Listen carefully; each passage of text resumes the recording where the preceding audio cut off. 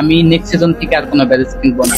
যে টাকাটা খরচ হইতেছে ব্যাজেসে, এটা টোটালি হচ্ছে গিভওয়ে করবো আর মানুষকে হেল্প করবো। আর আমাদের কোন লিডার করে পাবেন না, এটাই লাস্ট ছিল। মানে এটা দেওয়ার দিলাম কারণ হচ্ছে কন্ট্রোভার্সি শুরু হয়ে গেছিল, আমি চাইলে নাকি পারবো না এরকম এরকম। তো এটা জাস্ট অডিয়েন্সও হ্যাপি থাকলো, তো সবাইকে দেখাই দিলাম যে কামব্যাকটা করে আর ব্যাজেস কিনবো না, এরকম টেনশন আর খরচ হবে না আমার।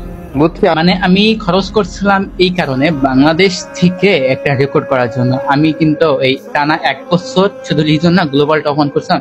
একদম বাংলাদেশ হিসাবে কেউ এটা করতে পারে না, তো আমিও দেখাইতে চাইছিলাম বাংলাদেশও কোনো দেশ থেকে পিছায় নাই, এই জন্য করছিলাম। আমার যেহেতু 1 বছর পূরণ হয়ে গেল, আর একবার গত বছর অক্টোবর মাসে আমি শুরু করছি, এটা অক্টোবর মাস পড়লো, তো আমার 1 বছর ফিনিশ। এন্ড গ্লোবালে আর থাকছি না, বাংলাদেশের যা উঠানোর উঠাই ফেলছি।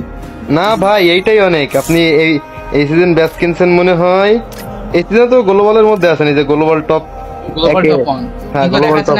সময় লাগে, রিফ্রেশ হতে সময় লাগে। এখানে এখন দেখাচ্ছে না, কিন্তু এই যে আপনার ফ্রেন্ড লিস্টে বা রিজন লিস্টে দেখাচ্ছে 2,22,222। ভাই এইটা বিট করার ক্ষমতা আপাতত এখন এই প্রায় 11:31 বাজে, এই অবস্থা থেকে আর কারোর নাই। বা হয়ে গেছে সর্বোচ্চ বুয়া পাস, এটাই ইতিহাস, সর্বোচ্চ বুয়া পাস। এটা ইলাইট পাস থাকতে মনে হয় এর চেয়ে বেশি কিনছিল। ইলাইট পাসে সর্বোচ্চ ছিল 300K, আর বুয়া পাসে সর্বোচ্চ 222K, সর্বোচ্চ 300K ছিল। ওই সিঙ্গাপুর সার্ভার থেকে একজন কিনেছিল 300K। ও আচ্ছা আচ্ছা, যাই হোক ভাই, এটুক জানার জন্য ছিল। আচ্ছা ভাই।